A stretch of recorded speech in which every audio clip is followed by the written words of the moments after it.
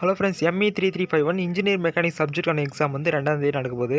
இந்த சப்ஜெக்டான கொஷின்ஸ் வந்து எக்ஸாமில் எந்த மாதிரி தான் கேட்பாங்க, அதுக்கான இம்பார்ட்டன்ட் கொஷின்ஸ் என்ன, எந்த மாதிரி ப்ரிப்பரேஷன் பண்ணணுன்ட்டு இந்த வீடியோவில் சொல்லி கொடுத்துறேன். ஸோ வாங்க பார்க்கலாம். அதுக்கு முன்னாடி ஒரு ஸ்மால் டிப்ஸ் ஒன்று சொல்லிடுறேன். இந்த சப்ஜெக்ட் பொறுத்தவரைக்கும் மேக்ஸிமம் ப்ராப்ளம் தான் கேட்பாங்க.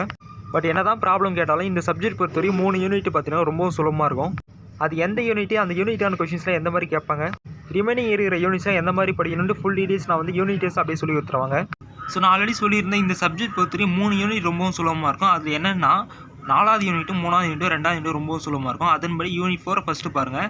ஸோ யூனிட் 4 பொறுத்தவரையும் இந்த கோஎஃபிஷியன்ட் ஆஃப் ஃப்ரிக்ஷன் கண்டுபிடிக்கிற மாதிரி மேக்ஸிமம் ப்ராப்ளம் இதுதான் கேட்டிருப்பாங்க. ஸோ ப்ரீவியஸ் இயர் கொஸ்டின் பேப்பரில் எடுத்து பாருங்கள்.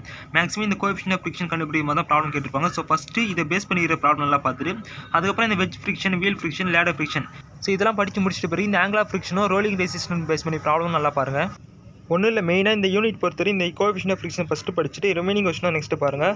அதே மாதிரி இதையே சில சமயம் வந்து தியரி கொஸ்டினாக கூட கேட்க வாய்ப்பு இருக்குது. ஸோ தியரியும் நல்லா பார்த்துங்க. நெக்ஸ்ட் யூனிட் 3க்கான கொஸ்டின் பற்றி பார்த்தோம்னா இந்த parallel axis theorem, theorem of பர்பஸ் கைட்னஸ், இந்த 2 தியரமும் ரொம்ப இம்பார்ட்டன்ட். சில சமயம் இந்த 2த்துலேருந்து ஏதாவது ஒரு தியரத்தை வந்து ஸ்டேட் அண்ட் ப்ரூஃபோ இல்லை எக்ஸ்பிரஷன் பண்ண சொல்ல வாய்ப்பு இருக்குது. ஸோ நல்லா பார்த்துங்க. நெக்ஸ்ட்டு நல்லா கவனிங்க, இந்த யூனிட்டில் ப்ராப்ளம் பொறுத்தவரைக்கும் எந்த மாதிரி கேட்பாங்கன்னா இந்த moment of inertia, radius of gyration வந்து கண்டுபிடிக்கிற மாதிரி, அப்படி இல்லைனா வந்து இந்த சென்ட்ராய்டு, சென்டர் ஆஃப் கிராவிட்டி கண்டுபிடிக்கிற மாதிரிலாம் கொஸ்டின் கேட்பாங்க. ஸோ ஒரு எக்ஸாம்பிளுக்கு ஒரு மாடல் கொஸ்டின் கீழே கொடுத்துருக்கேன் பாருங்கள். ஒன்றில் இந்த மாதிரி ஒரு டயக்ராம் ஒன்று கொடுத்துட்டு அதுலேருந்து moment of inertia, radius of gyration வந்து கண்டுபிடிச்சு சொல்லுவாங்க. இதிலே வந்து இந்த polar moment of inertia, polar radius of gyration இதையும் கண்டுபிடிச்சு சொல்லுவாங்க. நல்லா பார்த்துங்க. சேம் அதே மாதிரி இந்த சென்ட்ராய்டு, சென்டர் ஆஃப் கிராவிட்டி இந்த மாதிரி டயக்ராம் கொடுத்துட்டு டைமென்ஷன்லாம் கொடுத்துட்டு அதில் வந்து சென்டர் ஆஃப் கிராவிட்டி, சென்ட்ராய்டு வந்து கண்டுபிடிச்சு சொல்லுவாங்க. அதனால் இந்த 4 டாபிக் பேஸ் பண்ணி இருக்கிற ப்ராப்ளம் நல்லா பாருங்கள். அதே மாதிரி ஒன்று சொல்ல மறந்துட்டு 2 மார்க் பொறுத்தவரைக்கும் இப்போ நான் கொடுத்த டாபிக்ஸோட டெஃபினேஷன் நல்லா பார்த்துங்க. அதாவது சென்ட்ராய்டோட டெஃபினேஷன், சென்டர் ஆஃப் கிராவிட்டியோட டெஃபினேஷன், மூமெண்ட் ஆஃப் இனர்ஷியா என்ன, பேரலல் ஆக்சிஸ் தியரமோட அந்த பிரின்சிபல் கேட்பாங்க. அதே மாதிரி இந்த யூனிட் 4ல் பார்த்தோம்ல அந்த coefficient of friction, angle of friction இந்த மாதிரிலாம் கொடுத்துருப்பேன். ஸோ அதோட டெஃபினேஷன் மட்டும் நல்லா பாருங்கள். ஓகே, இந்த யூனிட் பொறுத்தவரைக்கும் இவ்வளோ தான். இப்போ வாங்க நெக்ஸ்ட் யூனிட் பார்க்கலாம். யூனிட் 2 பொறுத்தவரைக்கும் அதே மாதிரி தான் இந்த வெர்ஜினஸ் தியரம் நல்லா பார்த்துங்க. அந்த டிரான்ஸ்மிலேட்டியோட பிரின்சிபல் வந்து தியரி கொஸ்டினோட கேட்க வாய்ப்பு இருக்குது. ஸோ நல்லா பார்த்துங்க.